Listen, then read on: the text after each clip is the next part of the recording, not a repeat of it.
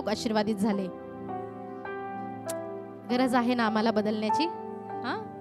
आज आम्ही पाहूया देवाच्या वचनातून आमच्या जीवनामध्ये कोण महत्वाचं आहे, शैतान की परमेश्वर? किती लोक म्हणतात माझ्या जीवनात परमेश्वर महत्वाचा आहे,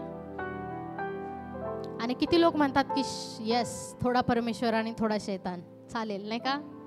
म्हणजे काय माहिती का, थोडं जग आणि थोडं प्रभू. पण आमच्या जीवनामध्ये पूर्ण प्राधान्य आम्ही परमेश्वराला दिलं पाहिजे, शैतानाला नाही. शैतानाची सुट्टी. जर तुम्ही शैतानाला तुमच्या जीवनामध्ये ठेवाल तर तो तुमचा नाश करेल. हालेलुया. किती लोकांना आवडेल की शैतानाने येऊन तुमच्या जीवनाचा नाश करावा? किती लोक आहेत असं? प्रभूमध्ये येण्याआधी तेच आमच्या बरोबर झालं, आणि प्रभू आमच्या जीवनामध्ये आला आणि आम्हाला सार्वकालिक जीवन दिलं. आम्हाला आता प्रत्येक गोष्टीतून प्रभूने बाहेर काढलं, आम्हाला प्रत्येक प्रॉब्लेममधून परमेश्वराने बाहेर काढलं, आणि म्हणून आज आम्ही या जागेमध्ये आहोत. Praise the Lord. परमेश्वराच्या नावाला धन्यवाद असो. या आम्ही वचनातून पाहूया, आजच्या वचनाकडे आम्ही वळूया की आमच्या जीवनामध्ये परमेश्वराचं असणं किती महत्त्वाचं आहे. योहान याचा 10वा अध्याय वाचणारे मला हेल्प करा, एक दोघी जणी मदत करा मला पटापट. ओके, अजून ज्यांना वाचता येते तुम्ही जर पुढच्या चेअरवर येऊन बसलात तर मदत होईल, बरं होईल. इकडे सिस्टर आहेत, एक जण अजून एक जण या वचन वाचनासाठी ज्यांना वाचता येते. ओके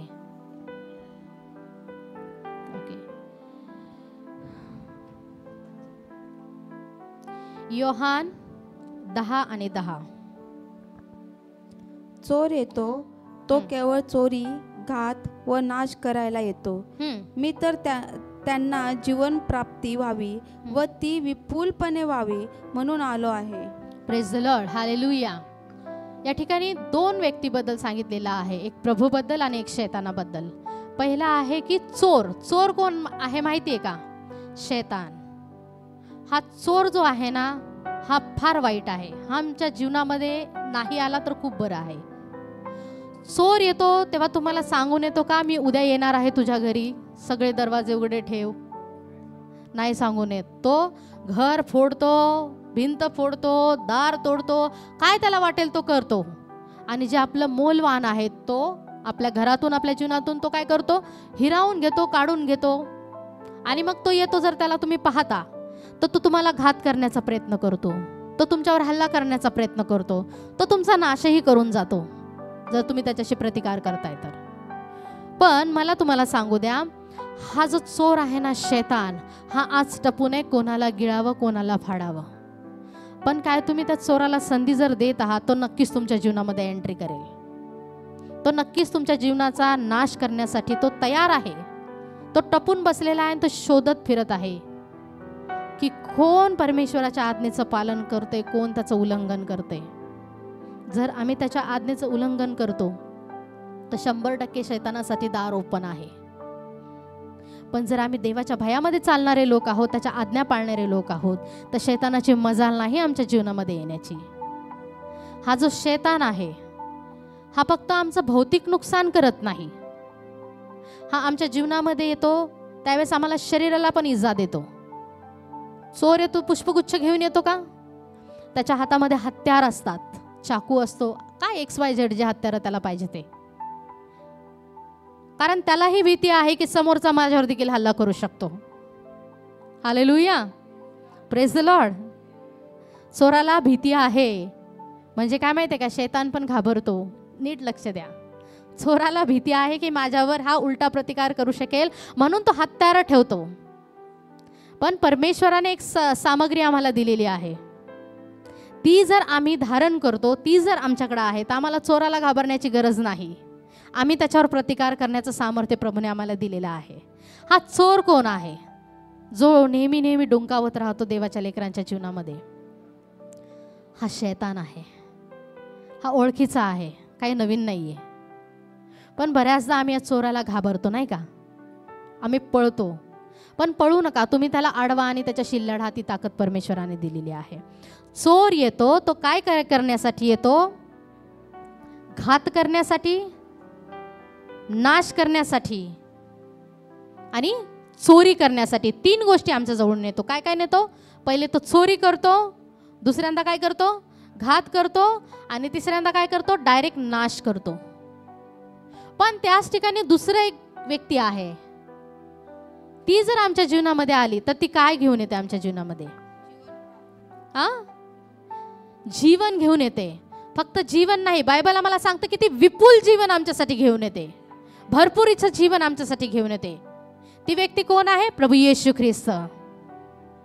जर चोराच्या जागी प्रभू आमच्या जीवनामध्ये आला, तो आम्हाला जीवन देण्यासाठी आलेला आहे, तो आम्हाला सार्वकालिक जीवन देण्यासाठी आलेला आहे, तो आम्हाला नाशातून बाहेर काढण्यासाठी आलेला आहे, तो आम्हाला उत्तम आशीर्वाद देण्यासाठी आलेला आहे. परंतु शैतान तसा नाही. आमच्या दोन गोष्टीची चोरी शैतान करतो. एक तर भौतिक शारीरिक गोष्टीची तो चोरी करतो, एक आत्मिक गोष्टीची देखील चोरी करतो. आत्मिक गोष्टी कुठल्या कुठल्या चोर नेतो चोरून तुम्हाला माहिती आहे का? तो आमच्या प्रार्थना चोरून नेतो. तो आम्हाला प्रार्थना करू देत नाही. तो आमच्या जीवनातलं वचन चोरून नेतो. याही ठिकाणी बरेच लोक भेटतात, आम्हाला सांगतात की पाळकीनबाई वचन आम्ही इथं बसतो पण आम्हाला समजत नाही, मी विसरून जातो 2 मिनिटाच्या नंतर.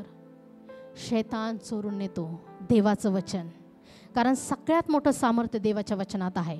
मग तो तुम्हाला झोप आणेल, डुळकी आणेल. तुम्ही प्रार्थना करा की प्रभू तुझं वचन ऐकताना मला हे माझ्या जीवनात नकोय. स्वतःसाठी प्रार्थना करा. येशूच्या नावात माझा वेळ चोरणाऱ्या शैताना निघून जा, मला झोप आणणाऱ्या शैताना निघून जा, कारण प्रभू माझ्या जीवनात आलेला आहे. हालेलुया. आणखीन शैतान तुमच्या जीवनातून काय नेतो? तुमचे ब्लेसिंग नेतो. तुम्हाला माहिती आहे, असे आशीर्वाद आमच्या समोर असतात आणि आम्हाला माहिती आहे की उद्या आम्हाला हे मिळणार आहेत, उद्या आमचं हे काम होणार आहे, उद्या आमच्या जीवनामध्ये हा आशीर्वादाचा वाटा मिळणार आहे. पण शैतान ते देखील चोरून नेतो. सकाळ होण्याआधीच, तो दिवस उगवण्याआधी शैतान आमच्या हातातून नेतो. का नेत असेल बरं शैतान चोरून, जर येशू पण आमच्या जीवनात आहे तर? कारण कुठेतरी आम्ही संधी देत आहोत, कुठेतरी शैतानासाठी दार उघडा आहे, खिडकी उघडी आहे. कुठेतरी आम्ही त्याला चान्स देत आहोत की तू पण ये, थोडा एका कोपऱ्यात तू पण राहा. नाही तर परमेश्वराच्या आज्ञाचं पालन आम्ही करत नाही, आम्ही प्रार्थना करत नाही. हे एक शैतानाने चोरून नेलेलं आहे. म्हणून आज आमच्या प्रार्थना, आज आमचं वचन वाचणं, आज आमचं वचन ऐकणं, गुडघ्यावरती येणं हे बंद झालेलं आहे. तुम्ही स्वतःचं जीवन चेक करू शकता, शैतानाने काय काय चोरून नेलेलं आहे. तुम्ही म्हणता की मी प्रभूमध्ये आलेलं आहे, प्रभूने मला सार्वकालिक जीवन दिलेलं आहे, पण शैतान आजही चोरी करत आहे आमच्या आत्मिक जीवनाची. तो आमच्या लेकरांना प्रभूपासून लांब नेतो. चोरलंय शैतानाने. आम्ही कालपर्यंत प्रार्थना करत होते आणि होय आणि आमेन उत्तर येत होतं. काहीतरी चोरलंय शैतानाने. ह्या चोरावरती लाथ घालण्याचं सामर्थ्य कुणाला दिलंय प्रभूने?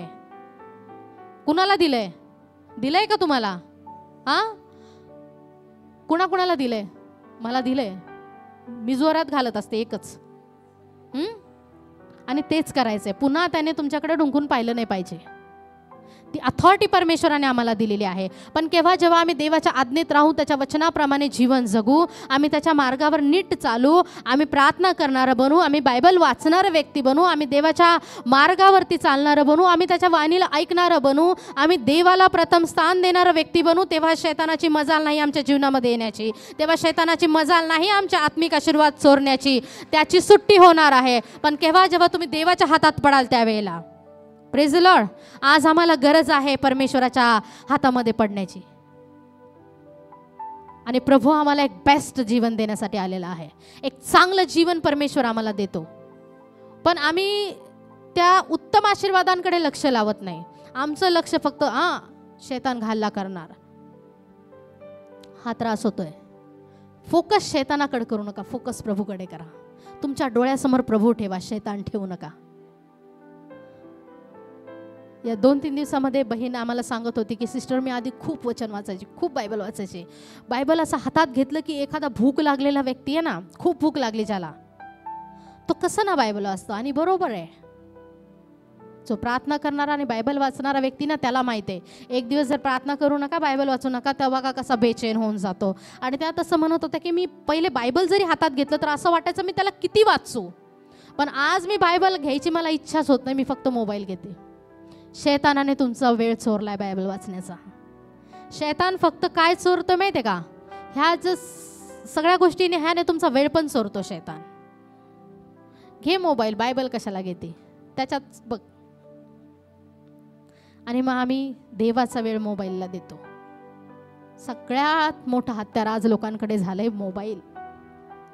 आणि शैतान फुल्ली वापर करत आहे, फुल वापर करत आहे. 2 मिनिटं फक्त आमची प्रार्थना झाली, जिथं 2 तास आम्ही प्रार्थना करणारे लोक होतो. खरंच वाईट वाटतंय आज ह्या सगळ्या गोष्टी, नाही का. आम्ही जेवढा वेळ परमेश्वराला देऊ ना, तेवढं आम्ही ब्लेस होणार, तेवढे आम्ही आशीर्वादाकडे जाणार. आणि हीच शैतानाची इच्छा नाही की तुम्ही आशीर्वादित व्हावं, म्हणून तो तुमचा प्रार्थनेचा वेळ चोरतो, बायबल वाचनाचा वेळ चोरतो. तो तुम्हाला अरोगंटली वागण्यासाठी सांगतो. तो देवाचे शब्द तुम्हाला ऐकू देत नाही. ह्या छोट्या छोट्या चोऱ्या आमच्या जीवनात शैतान करत आहे, हे आम्हाला समजत नाहीये. आम्हाला वाटतं मी चर्चला जातो, शुक्रवार जातो, रविवार जातो, पण का सुधारणा होत नाही? पण आम्ही आमचं जे जीवन आहे त्याच्याकडे पाहत आहोत का? आमच्या जीवनामध्ये परमेश्वर आहे का शैतान उतळपुतळ करत आहे? जर हे समजत असेल तर पटकन गुडघ्यावर या आणि प्रार्थनेला सुरुवात करा. शैतान निघून जाईल आणि तुम्ही पाहाल तुमच्या जीवनामधली हरवलेली शांती त्याने जी चोरून नेली ती तुमच्या जीवनात पुन्हा राज करेल. तुम्ही पाहाल तुमचे गेलेले आशीर्वाद तुमचा पिच्छा पुरवत येतील, तुम्हाला त्याच्या मागं पडावं लागणार नाही. तुम्ही पाहाल तुमचे गेलेले ब्लेसिंग, तुम्ही खूप त्याच्यासाठी झटलात, खूप त्याच्यासाठी रडलात, तुम्ही अनेक प्रयत्न केले पण ती तुम्हाला पळवत होते. परंतु मी तुम्हाला सांगू का, तुम्ही जेव्हा गुडघ्यावरती याल, प्रभूच्या हातामध्ये पडाल, ते आशीर्वाद जे शैतानाने तुमच्या तोंडासमोरून नेलेले होते ते एका उत्तम ताटाप्रमाणे, सजवलेल्या ताटाप्रमाणे परमेश्वर तुम्हाला आणून देईल. पण तेव्हा जेव्हा तुम्ही देवाचं लेकरू बनून त्याच्या हातामध्ये पडाल, परमेश्वर आमच्याकडनं एकच अपेक्षा करतो की आम्ही त्याच्या हातात पडावं, आम्ही त्याच्या आज्ञा पाळावं, त्याचं वचन आम्ही नीट ऐकावं. Thank you Jesus. योहान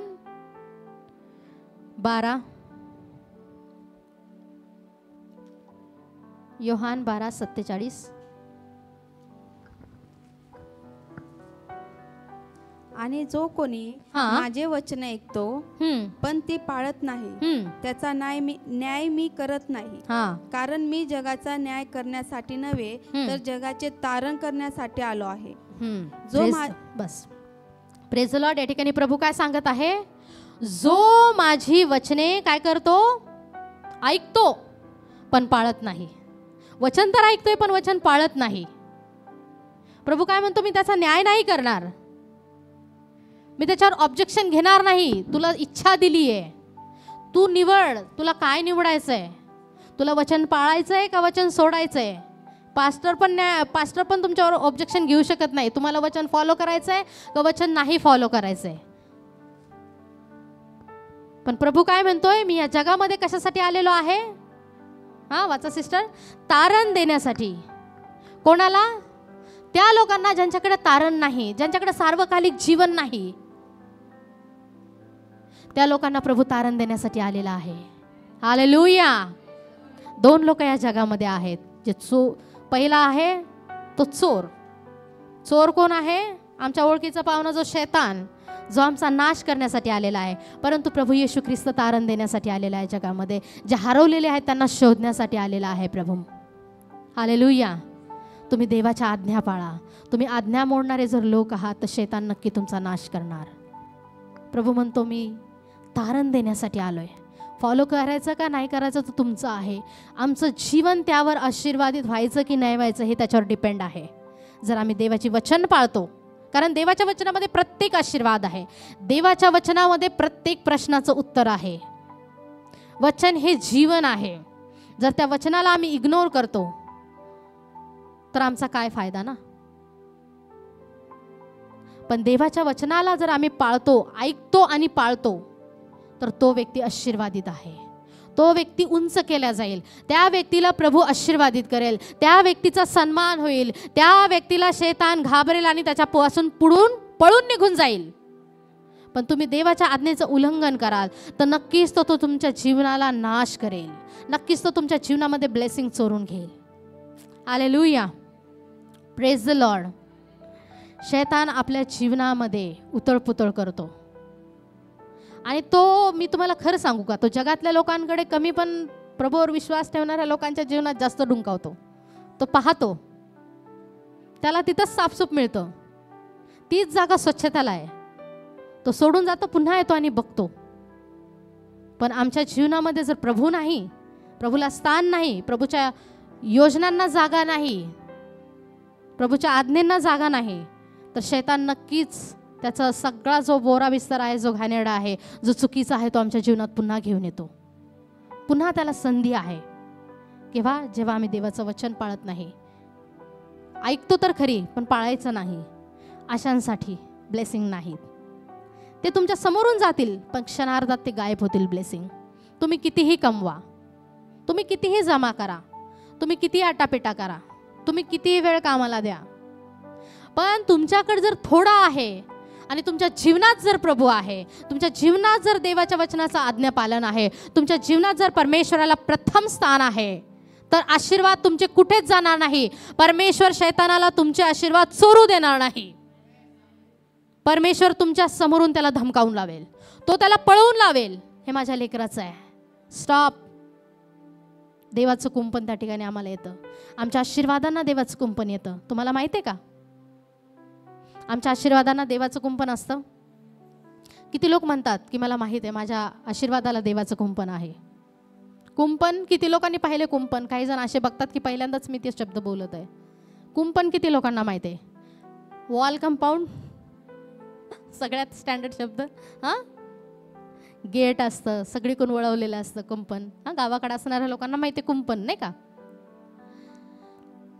आमच्या आशीर्वादांना देवाचं कुंपण आहे, म्हणून आम्ही सुरक्षित आहोत. जर देवाचं कुंपण नाही नसतं ना, तर शैतान बार बार आला असता आणि बार बार आम्हाला डिस्टर्ब केला असतं. सगळ्यात चांगलं उदाहरण आहे आम्हाला बायबलमधलं इयोबाचं. काढूया माझ्या सांगती वचन. बायबल आणले तुम्ही? किती लोकांकडे बायबल आहे आज? बायबलमध्ये बघा मी जे सांगत आहे. बायबलमध्ये पाहूया. शैतानाने ठरवलेलं आहे आमची चोरी, हत्या आणि नाश आणि घात करण्याचं, परंतु बायबल मला सांगतं की परमेश्वर आलेला आहे जीवन देण्यासाठी, आणि तो आम्हाला जीवन देण्यासाठी आलेला आहे, म्हणून आम्ही त्याच्या जीवनाकडे फोकस केला पाहिजे, ना की शैतानाच्या दुष्ट कामांकडे. आणि आमच्यासाठी एक चांगलं उदाहरण आहे इयोबाचं. इयोब 1-12 वाचा. ऊर देशात पहिला अध्याय. ऊर देशात इयोब नावाचा एक माणूस राहत होता. तो फार चांगला व श्रद्धाळू माणूस होता. इयोब देवाची भक्ती करीत असे. इयोब वाईट गोष्टींपासून दूर राहत असे. इयोबाला 7 मुली आणि 3 मुली होत्या. इयोब जवळ 7,000 मेंढऱ्या आणि 3,000 उंट, 1,000 बैल आणि 500 गाढवी होत्या. तसेच खूप नोकरही होते. पूर्वीकडच्या देशातील तो सर्वात श्रीमंत माणूस होता. नीट ऐका. इयोबची मुले आडीपाडीने आपापल्या घरात भोजन समारंभ करीत असत आणि आपल्या बहिणींनाही बोलवीत असत. मुलांच्या भोजन समारंभानंतर सकाळी इयोब सर्वात आधी उठून प्रत्येक मुलांसाठी होमवारपणे करीत असे. तो म्हणे, कदाचित भोजन समारंभाच्या वेळी माझ्या मुलांनी निष्काळजीपणाने पाप केले असेल. आपली मुले देवाची उपासना करायला योग्य व्हावीत म्हणून इयोब असे करत असे. नंतर एके दिवशी देवदूत परमेश्वराला भेटला आहे. त्याच्या बरोबर शैतानही होता. परमेश्वराने शैतानाला विचारले, तू कुठे होतास? शैतानने उत्तर दिले, मी पृथ्वीवर इकडे तिकडे हिंडत फिरत होतो. मग परमेश्वर शैतानाला म्हणाला, तू माझे सेवक इयोबाला पाहिलेस का? पृथ्वीवर त्याच्यासारखा कोणीही नाही. तो खरोखरच फार चांगला सात्विक माणूस आहे. तो देवाची भक्ती करतो. तो वाईट गोष्टींपासून दूर राहतो. शैतानाने उत्तर दिले, होय, पण त्याच्याजवळ देवाची भक्ती करण्यामागे सबळ कारण आहे. तू नेहमी त्याच्या कुटुंबाचे व त्याच्या मालमत्तेचे रक्षण करतोस. हालेलुया. Praise the Lord. इथपर्यंत आम्ही या वचनांपर्यंत ऐकलेलं आहे की एवढी इयोबाची संपत्ती होती, एवढा तो आशीर्वादित होता आणि तो परमेश्वराचा भय मानणारा व्यक्ती होता, परमेश्वराच्या मार्गावर चालणारा व्यक्ती होता. तो असा विचार करायचा की न जाणो माझ्या लेकरांनी पाप केलं असेल, दिसणारी पाप त्याला दिसू शकतात, परंतु जी गुपित आहे, तो म्हणत होता की न जाणो माझ्या लेकरांनी मनामध्ये एखादं पाप केलं असेल, तो रोज परमेश्वराला बली हवन करत होता, रोज त्यांच्यासाठी प्रार्थना करत होता, रोज आणि रोज परमेश्वराच्या चरणाजवळ जाणारा व्यक्ती होता. आणि तुम्हाला माहीत आहे का, पास्टरांनी शैतानाला एक चांगलं नाव दिलेलं आहे का, हिंडफेऱ्या. आणि तसं सेम तसंच आहे ते, नाही का. तो शैतान एक दिवस पृथ्वीवरती फिरून वगैरे गेला आणि परमेश्वराच्या सिंहासनाजवळ उभा राहिला आणि तो हिंडून फिरून गेला. आणि परमेश्वराने त्याला विचारलं की बाळा, माझा सेवक त्याच्याकडे तुझी नजर गेली का? तो म्हणतो हो. आणि प्रभू तारीफ करत आहे त्याच्या सेवकाची, नाही का, की त्याच्यासारखा नीतिमान या भूतलावरती कोणी नाही, तो नित्य प्रार्थना करणारा व्यक्ती आहे. पहा, प्रभूला देखील किती अभिमान आहे, नाही का, त्याचा इयोबाचा. आणि असं बोलत आहे, परंतु शैतानाच्या पोटात या ठिकाणी दुखत आहे, जोरात त्याच्या पोटामध्ये कळ आलेली आहे, तो इतका जळका आहे ना, त्याला सहन होत नाहीये इयोबाचे ब्लेसिंग. मला काय सांगायचं आहे, तुम्ही आशीर्वादित आहात हे शैतानाला बिलकुल खपत नाही. तुम्ही चांगलं जीवन जगत आहात हे शैतानाला अजिबात आवडत नाही. तो गप्प बसत नाही बरं का, तो देवापुढेही प्रश्न करतोय. तो म्हणतोय की तो तुझं काय भय फुकट मागतोय का? किती पोटात त्रास होतोय याच्या.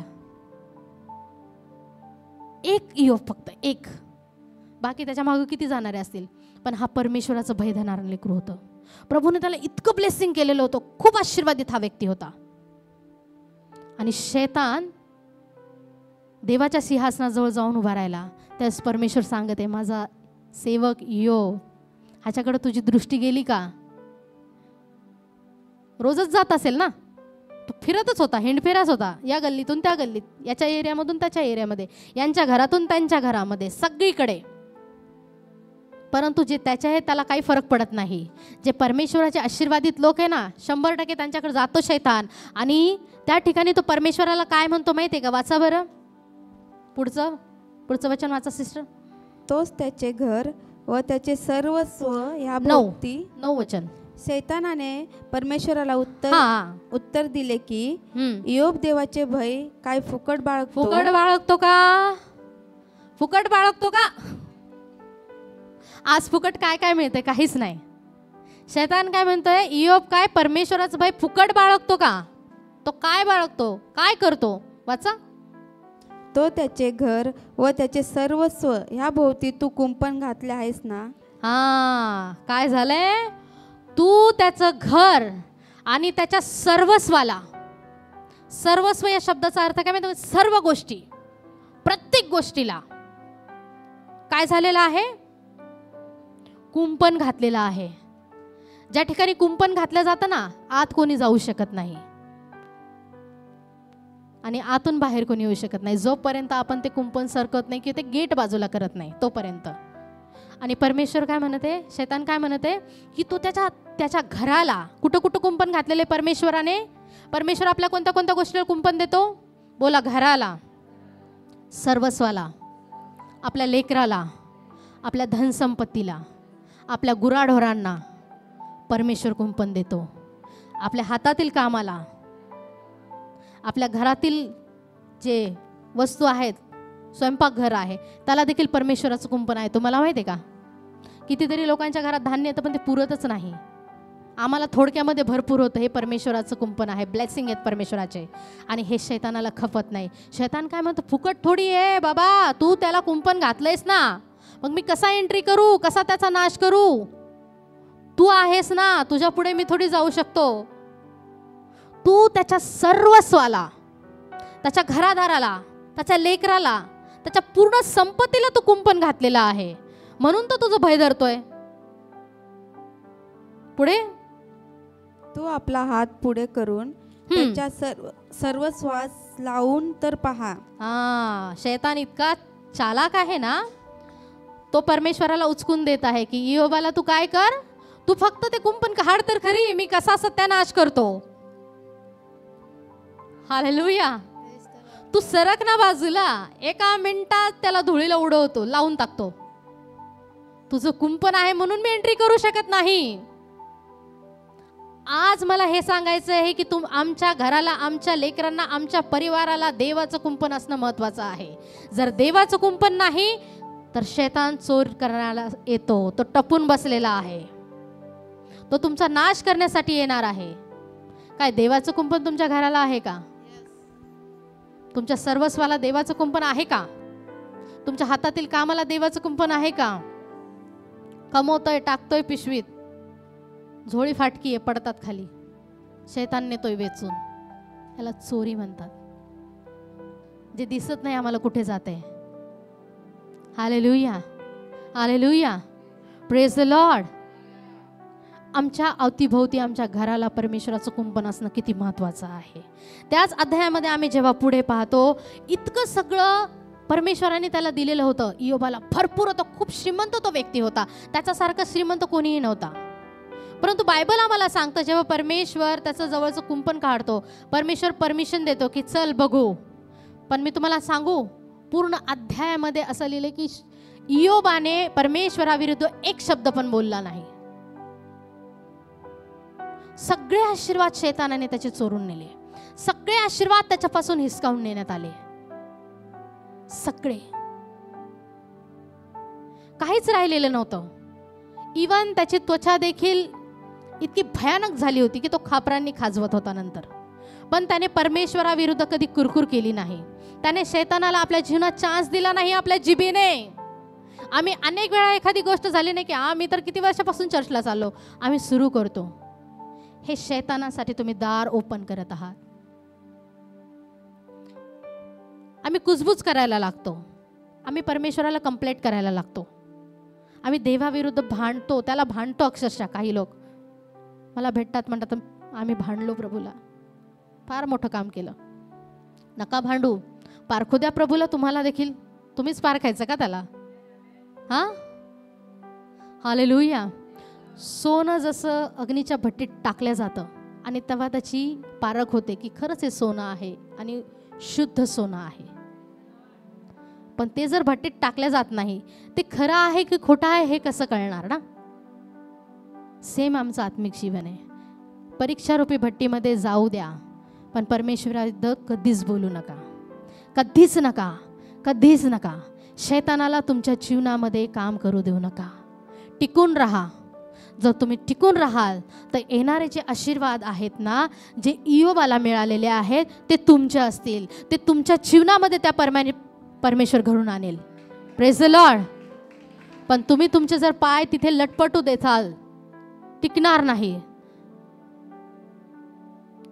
तुम्ही शैतानाचा विजय करणारे लोक आहात, नक्कीच. त्याच अध्यायामध्ये आम्ही पुढे पाहतो, इयोब 42 आणि 10. हे सगळं काही इयोबापासून शैतानाने लुबाडून नेलं. परंतु त्याने एक मात्र गोष्ट केली की तो परमेश्वरासोबत नीतिमान राहिला.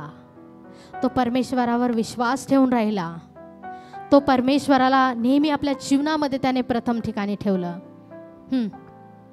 इयोबाने आपल्या मित्रांसाठी प्रार्थना केली. कोणत्या कंडिशन मध्ये प्रार्थना करतोय इयोब?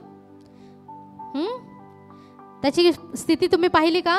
की तो आपलं अंग खापरांनी खाजवत आहे. परंतु बायबल आम्हाला काय सांगतं की या कंडिशन मध्ये जे सगळे मित्र सोडून त्याला गेले होते, सगळे त्याला धिक्कारत होते, कोणी त्याला त्याच्या जवळ येत नव्हतं, कोणी त्याची मदत करत नव्हतं. त्याला मदतीची गरज होती. मित्र देखील लांबूनच त्याला बोलून निघून गेले, सोडून निघून गेले त्या हालतवर. त्यांना वाटलं ह्याचा रोग आपल्याला लागतो की काय, जेव्हा त्याची त्वचा छिन्न भिन्न झाली होती. परंतु बायबल आम्हाला काय सांगतो, जेव्हा हा जो इयोब आहे जो व्यवस्थित झाला, त्यावेळेला सगळे मित्र आले, मित्र प्रॉब्लेम मध्ये सापडले. जेव्हा इयोब आशीर्वादित व्हायला लागला, आणि बायबल आम्हाला सांगतं की इयोब मित्रांसाठी प्रार्थना करत होता. परमेश्वराने इयोबाच्या दुःखाचा परिहार केला. त्याचं सगळं दुःख परमेश्वराने बाजूला केलं. बाबा तू स्वतः दुःखात आहे पण प्रार्थना करतोयस ना, मग चल सरक दुःखाचा डोंगर येशूच्या नावामध्ये. आणि तो दुःखातून बाहेर आला. तो त्याच्या मित्रांसाठी प्रार्थना करत होता. आणि बायबल आम्हाला सांगतं या ठिकाणी तो मित्रांसाठी प्रार्थना करत आहे, पण बायबल आम्हाला काय सांगत आहे की इयोब दुःखामधून बाहेर आला, त्याच्या दुःखाचा परिहार झाला, दुःख संपलं. Time of. संकटांनो तुमचा टाइम संपलाय. शैताना तुझा टाइम बंद झालाय. आता तू माझ्या जीवनामध्ये त्रास घेऊन येऊ शकत नाही. स्टॉप. आणि हा प्रार्थना करतोय आणि दुःख कुणाचं दूर झालंय? इयोबाचं. बायबल आम्हाला सांगतं की त्याच्या दुःखाचा काय झाला, परिहार झाला. वाचा सिस्टर. पूर्वी योबाची मालमत्ता होती, तिचा दुप्पट परमेश्वराने त्याला दिली. किती पट दिलं परमेश्वराने इयोबाला? दुप्पट. किती पट दिलं? बोला, परमेश्वराने इयोबाला दुप्पट दिलं. तुम्ही परमेश्वरासाठी जे काही नुकसान सहन करताना परमेश्वर त्याचं दुप्पट तुम्हाला देण्याचं सामर्थ्य ठेवतो. हालेलुया. पण प्रभूसाठी, प्रभूसाठी तुम्ही जर हे कराल तर परमेश्वर तुम्हाला दुप्पटीचे आशीर्वाद तुमच्या मस्तकी देईल. पण तुम्ही जगातल्या गोष्टींसाठी, जगातल्या कामांसाठी तुम्ही परमेश्वराला बाजूला कराल, तुम्हाला दुपटीचे आशीर्वाद मिळणार नाहीत. तुमचं आहे नाही ते बाजूला सरकून जाईल. परंतु परमेश्वरासाठी तुम्ही जर काही सहन करण्यासाठी, नुकसान झेलण्यासाठी तुम्ही जर रेडी आहात, तुम्ही लोकांचे ताणे ऐकत आहात, तुम्ही प्रॉब्लेममधून जात आहात, पण परमेश्वराचं वचन आम्हाला सांगतं की परमेश्वर तुम्हाला दुगना आशीर्वाद देण्यासाठी तुमच्यासाठी ती योजना परमेश्वराने ऑलरेडी तयार करून ठेवलेली आहे. हालेलुया. आणि बायबल सांगतं की इयोबाला दुप्पट मिळालं, सगळ्या गोष्टी दुप्पट मिळाल्या. वाचा अजून पुढे. मग त्याचे सर्व बंधू व भगिनी आणि पूर्वीचे त्याच्या ओळखीचे सर्व लोक त्याच्याकडे आले. बस. हालेलुया. दुःखात होता तोपर्यंत कोणी होतं का याच्या संगती? कोणीच नव्हतं. फक्त परमेश्वर त्याच्या संगती होता. त्याची स्वतःची बायको पण कुरकुर करत होती, बाबा रे सोडून देन, मरून जा एकदाचा, मलाही ताप नको, तुलाही त्रास नको. पण तो काय म्हणतो की परमेश्वरापासून आपण काय सुखच घ्यायचंय का? असं कोण इथं आहे का तुमच्यापैकी कोणी असं प्रॉब्लेम मध्ये असताना एवढा मोठा शब्द बोलणारा? आणि खूप मजबूत ते लोक आहे जे प्रॉब्लेम मधून पुढे जातात, खूप मजबूत. प्रभू त्यांना दुपटीचे आशीर्वाद देतो जेव्हा तुम्ही प्रभूसाठी सहन करता. शैतानाने थोड्या टायमासाठी त्याचं सगळं नेलं होतं काढून. शैतानाला वाटलं आता मी याचं सगळं नेलंय, संपलंय, स्टॉप, सगळं नेलं, आता हा पुन्हा शून्य झाला. परंतु त्याला माहित नव्हतं की प्रभू याला दुप्पट देईल. त्याचा टाइम संपला, प्रभूने सरकवलं आणि त्याला दुप्पट आशीर्वाद दिला. बायबल आम्हाला सांगतो तो पुन्हा तेवढा आशीर्वादित झाला. पुन्हा त्याची त्वचा लहान लेकरासारखी झाली. माहित नाही किती वर्षाचा होता ज्यावेळेस त्याला या परीक्षांमधून जावं लागलं. शैतानाने त्याचं सगळं नाश केलं. परंतु बायबल आम्हाला सांगतं की त्याची त्वचा लहान लेकराच्या त्वचेसारखी झाली आणि त्याचे सगळे लेकर खूप सुंदर होते. त्यात त्याच्या लेकरासकट संपलं होतं सगळं. त्यांची फक्त धनसंपत्ती संपली नव्हती, त्याचे मुलं बाळ सगळं काही नेलं. आम्ही सगळं सहन करू शकतो, पण लेकरांच्या बाबतीत म्हटलं की नाही करू शकत. परंतु इयोबा सांगते हे देखील झाले की त्याचे सगळेच लेकरं घर कोसळलं आणि सगळे संपले होते. परंतु परमेश्वराने पुन्हा त्याला लेकरं दिले. हालेलुया. बायकोबाई त्याच राहिल्या होत्या, बाकी सगळं दुप्पट मिळालं होतं. हालेलुया. बदलली असेल बिचारी, तिच्याविषयी काही जास्त लिहिलेलं नाही, फक्त तिने कुरकुर केली एवढंच तिच्याबद्दल लिहिलेलं आहे. नक्कीच ती त्याच्या एवढी धार्मिक नसणार म्हणून तिने कुरकुर केली. नक्कीच तिचा पूर्ण ठाम विश्वास परमेश्वरावर नसणार, ती त्याच्या एवढी परमेश्वराच्या जवळ नसणार. हालेलुया. पण आम्हाला परमेश्वराच्या जवळ असायला पाहिजे. Hallelujah. Praise the Lord. Hallelujah. उत्पत्ती 2:7. Thank you Jesus. काय दुपटीचे आशीर्वाद तुम्हाला हवेत काय? मग परमेश्वर देवाने जमिनीतील मातीचा मनुष्य घडवला व त्याच्या नाकपुड्यात जीवनाचा श्वास फुकला, तेव्हा मनुष्य जीवधारी प्राणी झाला. हालेलुया. मनुष्य कसा झाला? जीवधारी प्राणी झाला. Praise the Lord. प्रभू येशू काय देण्यासाठी आलेला आहे? मोठ्याने सांगा.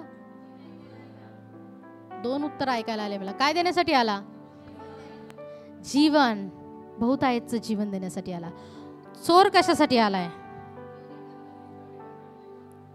चोरीच करण्यासाठी आलाय का? फक्त घात करण्यासाठी, नाश करण्यासाठी. परंतु येशू सार्वकालिक जीवन देण्यासाठी आला. इयोबाचं शैतानाने लुबाडून नेलं, प्रभूने त्याला सार्वकालिक जीवन दिलं, त्याला बेस्ट जीवन दिलं. आणि या ठिकाणी बायबल आम्हाला सांगत आहे, जो आम्ही उत्पत्ती याचा 2रा अध्याय आणि 7वं वचनामध्ये आम्ही ऐकतो की आदामाविषयी आम्ही ऐकतो. Praise the Lord. मग परमेश्वराने जमिनीतून मातीचा एक मनुष्य घडवला, त्याच्या नाकपुड्यात जीवनाचा श्वास घातला. हालेलुया. कोणता श्वास दिलाय परमेश्वराने मनुष्याला? जीवनाचा. एका मातीमध्ये देखील परमेश्वराने जीवन टाकलंय. तेव्हा कुठं मनुष्य घडवला गेला? प्रत्येक गोष्टीमध्ये परमेश्वराने जीवन दिलंय. तुम्हाला माहिती आहे का, कळते का? म्हणजे परमेश्वराचं असणं किती महत्वाचं आहे आमच्या जीवनामध्ये. तुम्हाला आणि मला कोणी बनवलंय? मी काही करणार नाही, जोराने सांगा. येशूने. शैतानाला किती लोकांनी बनवलंय? नाही ना? मग त्याला नाश करण्याचा अधिकार नाहीये. परमेश्वराने आम्हाला बनवलेला आहे. सगळा अधिकार प्रभूला आहे. आणि त्याने मातीमध्ये जीव टाकला आणि मातीपासून मनुष्य तयार झाला. परमेश्वरामध्ये ते सामर्थ्य आहे. आम्ही त्या परमेश्वरावर विश्वास ठेवणारे लोक आहोत, ज्याच्या हातामध्ये जीवन आणि मरण आहे. हालेलुया. जीवन आमच्या दारामध्ये आहे, जीवन आमच्या घरामध्ये, जीवन आमच्यामध्ये आहे. इकडे तिकडे शोधत बसू नका. इकडे तिकडे आपला वेळ वाया घालू नका. इकडे तिकडे कुठल्याही गोष्टीची शोध मोहीम करू नका. तुमच्या हातामध्ये जे वचन आहे ना, ते जीवन आहे. सगळे ब्लेसिंग याच्यामध्ये आहेत. हालेलुया. प्रभू येशू ख्रिस्त सार्वकालिक जीवन देण्यासाठी आला. ते जीवन हे आहे देवाचं वचन. देवाचं वचन. बोला, देवाचं वचन जीवन आहे. देवाचं वचन जीवन आहे आणि ते आज आमच्यामध्ये कार्य करणार आहे. Thank you Jesus. प्रेषितांची कृत्य 14.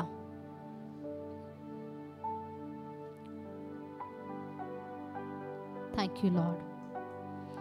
प्रेषितांची कृत्य 14 अध्याय, त्याचं 19वं वचन काढा माझ्या बरोबर. पहा तुम्ही त्याच्यामध्ये देखील. नंतर अंतुकिया येकुनिया येथून कित्येक यहुदी आले. त्यांनी लोकांचे मन वळवून पौलाला दगडमार केला आणि तो मेला असे समजून त्याला नगराबाहेर ओढून टाकून दिले. पण त्याच्या भोवती शिष्य जमल्यावर तो उठला व नगरात निघून आला. मग दुसऱ्या दिवशी बर्नबाबरोबर तो तरबेस गेला.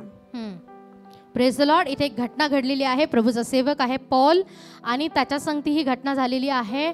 शैतान अनेक वेळा चुकीच्या गोष्टी, चुकीचे जे प्लॅन आहे लोकांच्या मनामध्ये टाकत राहतो. या ठिकाणी सेम ही घटना झालेली आहे. त्याच्यावरती दगडमार करण्यात आलेला आहे. हा शैतानाचा हल्ला आहे. शैतानाचे हल्ले, त्याचे प्लॅनिंग काय काय आहेत आमच्यासाठी, तो आमच्या जीवनामध्ये काय काय नेतो माहिती आहे का? तुमच्या विरुद्ध नाही, सेवकांच्या विरुद्ध देखील शैतान हल्ले आखू शकतो. असं नाही का मग तुम्ही या सगळ्या गोष्टीला बळी पडत नाही का? मग सेम ह्या पद्धतीने मग त्याला पौलाला दगडमार करण्यात आली आणि त्यांना असं वाटलं की आता हा मेला आणि ते निघून गेले. परंतु बायबल आम्हाला सांगतं की सर्व शिष्य जे आहे ते एकत्र जमले. नक्कीच त्यांनी प्रार्थना केली असेल. आणि बायबल आम्हाला सांगतं की पॉल उठून त्यांच्या बरोबर उभा राहिला. अरे मरणा, तुझी नांगी कुठे आहे? ती येशूने ठेचलेली आहे. हालेलुया. लोक तुम्हाला मारण्याचा प्रयत्न करतील, लोक तुमच्यावरती जीव घेणे हल्ले करतील, शैतान त्यांना असं करायला लावेल. परंतु माझा येशू जो आहे ना, ज्याने तुम्हाला जीवन दिलेलं आहे ना, कुठलीच परिस्थिती, कुठलीही घटना, कुठलीही गोष्ट तुम्हाला तबाह करू शकत नाही, तुम्हाला मारू शकत नाही, कुठलीही परिस्थिती तुम्हाला ढासाळू शकत नाही. येशूच्या नावामध्ये तुम्ही पुन्हा उठून उभे राहणारे लोक बनणार आहात. तुम्ही जर देवाच्या आज्ञेचं पालन कराल, तुम्ही देवाच्या वचनावरती स्थिर राहाल, तर शैतान तुमचा नाश करू शकत नाही. तो तुमची चोरी करू शकत नाही, तुम्हाला तुमची हत्या पण करू शकत नाही, तुमचा घात पण करू शकत नाही. आणि बायबल आम्हाला सांगतं, हा जो पौल आहे ना, हा उठून उभा राहिला आणि दुसऱ्या दिवशी त्यांच्या समोर जाऊन उभा राहिला. ज्यांनी कट रचला होता, चक्कर येऊन पडले असतील. हालेलुया. येऊ द्या शैतानाला चक्कर, त्याला कळू द्या तुम्ही जिवंत देवाचे लेकरू आहात. तो पुन्हा तुमच्या जीवनात डुंकून पाहणार नाही, तो तुमचा नाश करण्याचा प्रयत्न करणार नाही, तो तुमच्या घरावर हल्ला करणार नाही, तुमच्या आत्मिक जीवनावर हल्ला करणार नाही, तुमच्या प्रार्थनेच्या जीवनावर तो हल्ला करणार नाही, तो तुमच्या आशीर्वादांवर हल्ला करणार नाही. तो घाबरेल, तो पळेल आणि येशूच्या नावाने निघून जाईल. कुठल्याही परिस्थितीला घाबरायचं नाहीये. शैतान येशूपेक्षा पॉवरफुल नाहीये. मी तुम्हाला सुरुवातीला सांगितलंय, चोर पण घाबरतो आणि म्हणून तो काय करतो, स्वतःकडं शस्त्र ठेवतो. तो येताना असा लय बहादुरीने येत नाही एकटा.